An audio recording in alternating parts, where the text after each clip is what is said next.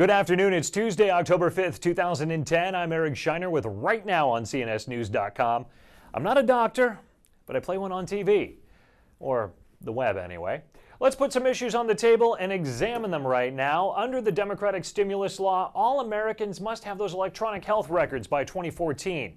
Let's take a look at what the Health and Human Service Department says needs to be listed on those. Cancer diagnosis? Nope. An abortion? No.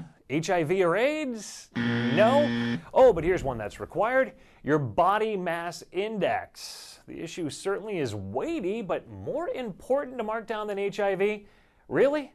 Matt Cover gives us a complete diagnosis of the issue in his story. Is the lack of security at the U.S.-Mexico border ailing you? Well, Representative Ted Poe of Texas has a prescription. Legislation that would require 10,000 National Guardsmen to be deployed at the Mexican border. It would be legislation that mandates that 10,000 be there. The president could put more than that, but he must put 10,000. The uniqueness of this is they will be paid by the federal government because everybody says it's the responsibility of the federal government to protect the border. So the federal government will use its resources it already has to pay for those 10,000 National Guard troops, but they will be supervised by the governors of the 4 states on the border. Watch the Online with Terry Jeffrey program or read the story for the complete details.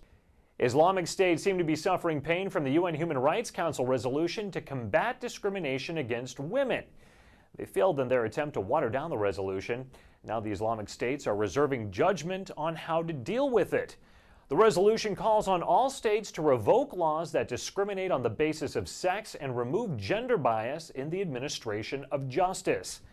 That provision poses a direct challenge to Islamic legal systems, where a woman's testimony in court carries half the weight of a man's testimony. That can prove difficult in rape cases and other crimes against women. International editor Patrick Goodenough has the complete report. My diagnosis is that you need more information. Get it right now on CNSnews.com.